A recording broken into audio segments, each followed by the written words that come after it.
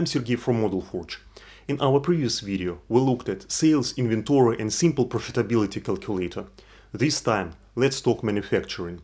I've seen it many times. Manufacturing software is either overloaded with features, making it cumbersome and expensive, or too limited, missing the essentials. Either way, it forces you to adapt your processes to the software. ModlForge flips that around. Our building blocks let you model exactly the concept you need, like assembly, bills of materials, and shape them into the tool that fits your business. Let me show you how it comes together. This time, let's imagine we're building software to handle the manufacturing of aluminum frame doors. We'll create a tool that lets us define raw materials, combine them into bills of materials, set up the assembly of the finished product, in our case the doors, manage procurement of raw materials, and most importantly, calculate stock levels for those materials. We'll start in the part of ModlForge called the Designer. This is where business processes are modeled. The results are then uploaded into another component called the App, where we enter real business data and get the numbers we need, like current stock levels. So let's go to designer.modlforge.com and sign in.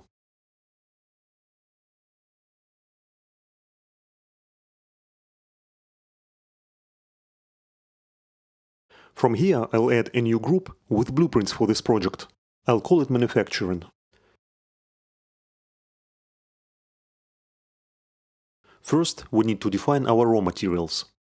I'll add a new blueprint and call it Material. For the material name, I'll add a text control.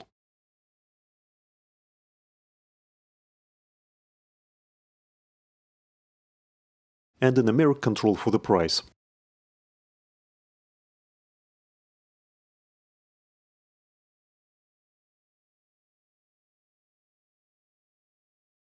With precision set to 2 decimal points to account for cents. Next, let's add a unit of measure. I'll create a new blueprint called Unit of Measure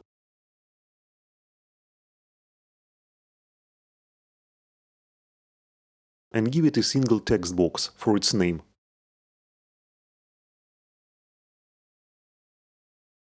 With that saved, I can return to the material blueprint and add a unit of measure control.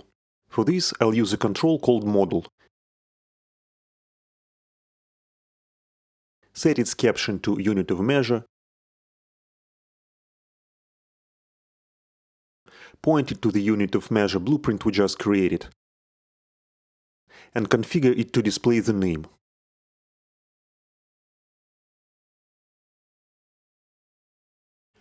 Now let's create the blueprint for the final product. I'll call it Bill of Materials/Product.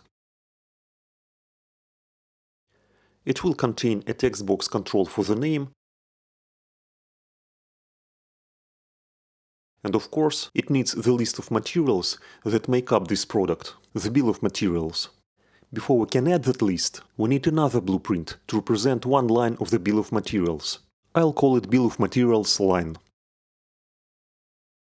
It will include a model control to select the material,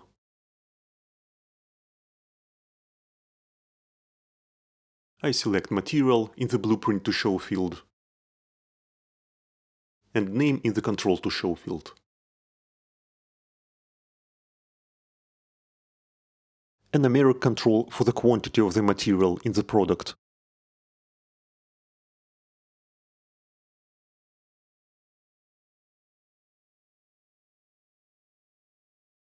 And the control called Linked Control to display the material's price directly in the Bill of Materials line. For the linked control, I'll set its name to Price. In the Properties, I'll choose the material model control I just added.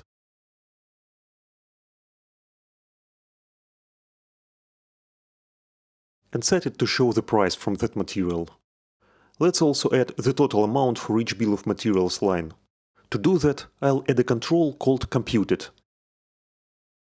I'll name this computed control Total and set its expression to material.price times QTY in square brackets. Here, QTY is the name of the quantity numeric control, and material is the name of model control from which we take the price. After saving the BOM line blueprint, I can return to the BOM/product blueprint and add a control called table.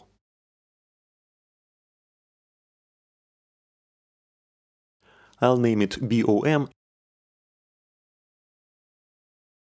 and set it up to contain BOM lines. I'll also add a numeric control for assembly cost, keeping it separate from the BOM itself.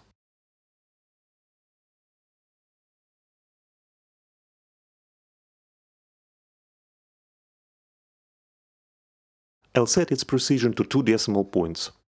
Next, I'll add a computed control to calculate the total cost of the final product. The sum of all material costs plus the assembly cost. I'll name it total and set the expression to sum BOM dot total plus assembly cost, where BOM is the name of this table, total is the name of computed control from the BOM line blueprint, and assembly cost is the name of this numeric control. I click Save, and now our application for defining raw materials and final products is almost ready. The last adjustment is on the BOM line blueprint. I'll open it, check Hide in App, and save. I do this because BOM line is a technical blueprint, it's part of the BOM table, and I don't want it showing up as a standalone blueprint in the app.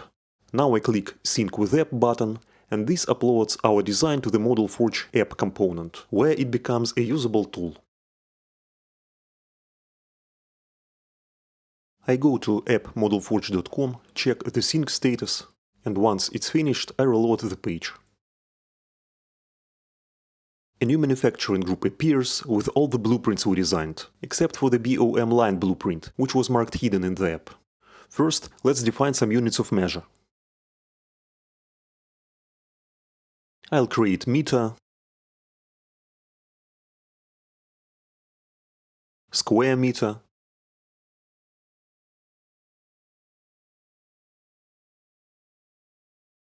piece, and set. All such pieces of information created from blueprints, like each unit of measure, are called models in ModlForge. Next, let's add raw materials. Aluminum frame at $5 per meter.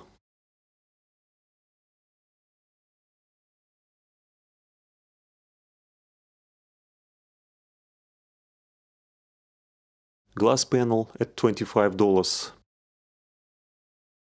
per square meter.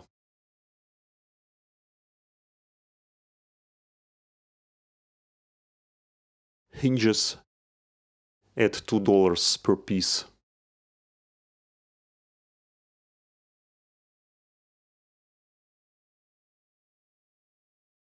Screws at 10 cents per piece.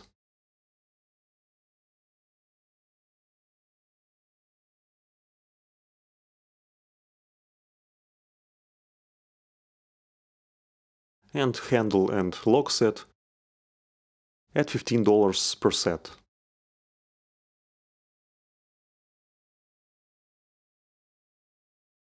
I can view the list of all materials or open any of them to see its details.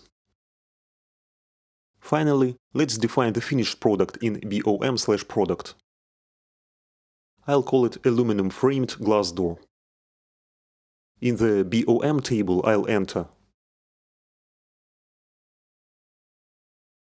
aluminum frame, 4 meters.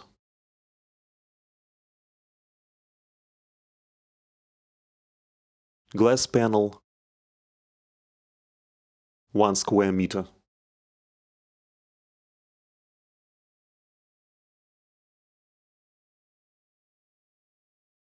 Hinges, 2 pieces.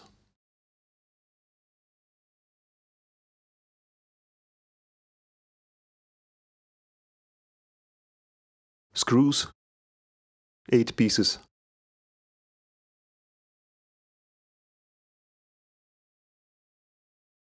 And 1 handle lock set.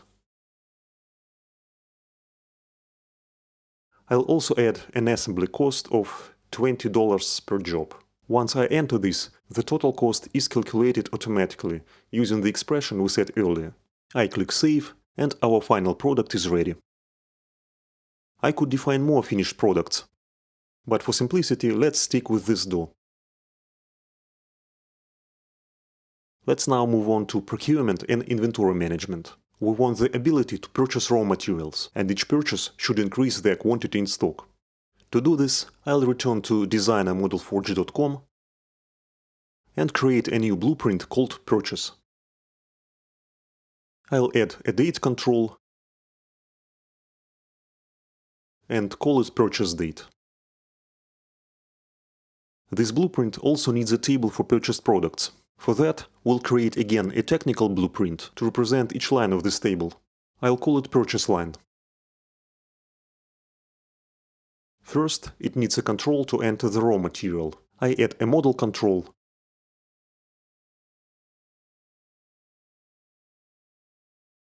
set it up so that I can enter a material into it, and configure it to display the material's name.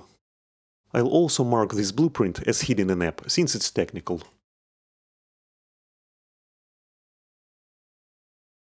Next, I'll add a numeric control for the quantity of the purchased material and name it QTY. I also want to show the material's price and the resulting total cost. For the price, I'll add a control called linked control.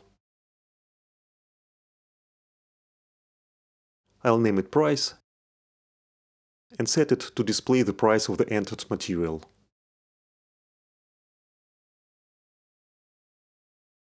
Finally, to calculate the total cost, I'll add a computed control.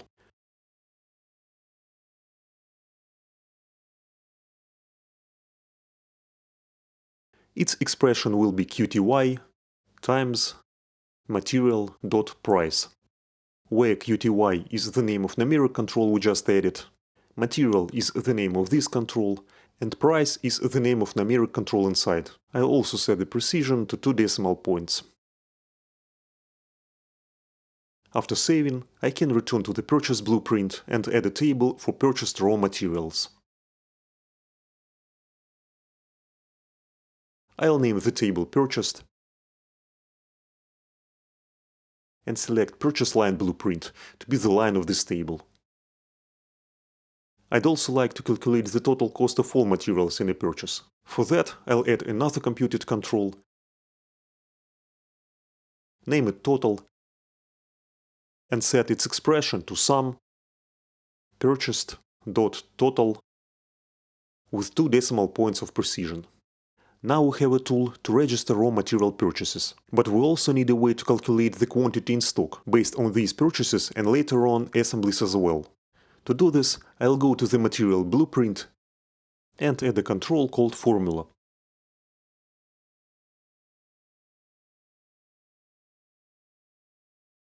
I'll name it In Stock. When setting up this formula, I first need to select the numeric controls that increase or decrease its value. The quantities that increase the stock levels in this example are those found in the lines of the purchase blueprint. So in this increased by list, I'll select the quantity we added to the purchase line. It's called QTY. The other important question is how to sum or how to group these quantities. Let's say we just want to get the quantity in stock for each raw material, without taking into account warehouses, batch numbers, availability status, and so on. For that, I will click this Grouping button, click Add Group and select Material.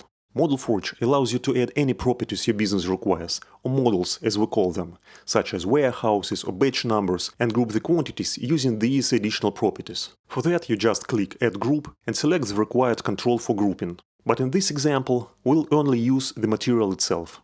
I click Save, and the tool for registering materials in stock is ready. If I now click Sync with App,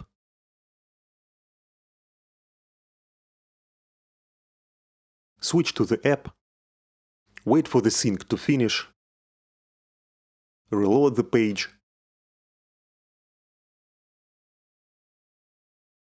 and open the material blueprint, I'll see the In Stock formula control. It's empty for now, since no purchases have been registered. To create a purchase, I go to Purchase, click New, select a purchase date, and add 10 units of each raw material. This isn't a realistic scenario, but it makes it easier to check how the quantities will change later.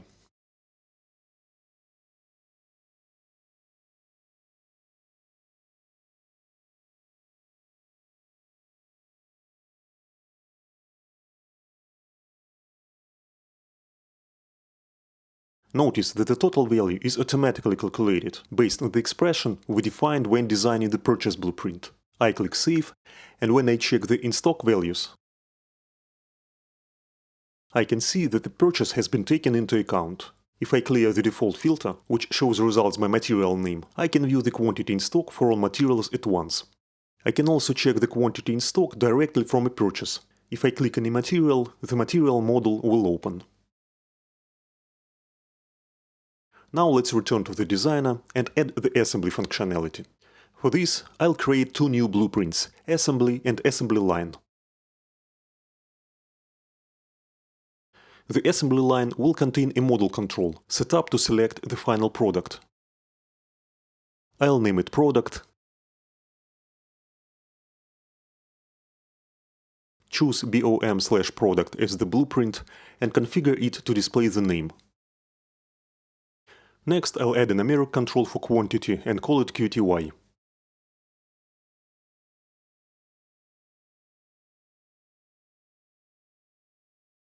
Once the assembly line blueprint is saved, I can move to the assembly blueprint. Here I'll add a date control called assembly date and a table called products,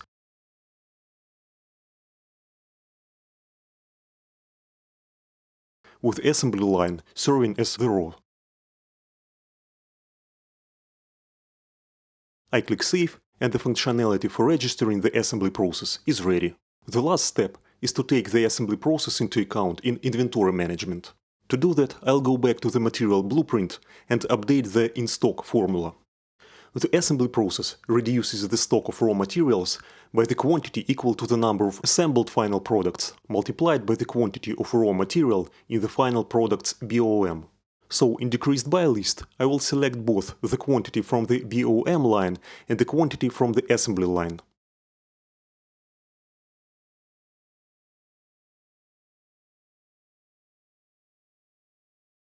I will also click Grouping button and select Material to group by.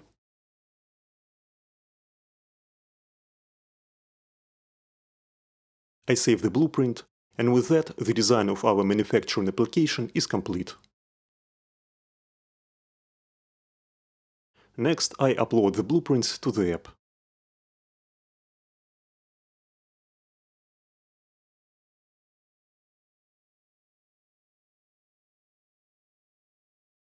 After loading the page,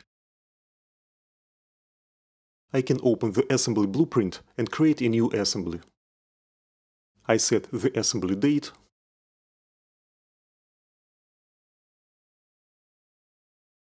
choose aluminum framed glass door as the product to assemble, and set the quantity to 2 doors. Once saved, I can click on the product to view its bill of materials. Here I can open any material to see its stock quantity, calculated automatically to reflect the assembly of 2 doors. If I remove the filter, I can view all raw materials currently in stock. Notice that the screws show a negative quantity. This is the default behavior in ModlForge. Formula values are allowed to go negative by default. Finally, I can export these values to a spreadsheet, just like with any other model in ModlForge. For example, I can export the BOM, print it out, bring it to the warehouse and use it to collect the required raw materials. Though this example may not match a manufacturing process exactly, it can be adjusted to fit it. Its main idea is that with ModlForge's building blocks, you can model manufacturing process to manage raw materials, their quantities in stock, bills of materials, and finished products. Thanks for watching and stay tuned, there's more to come.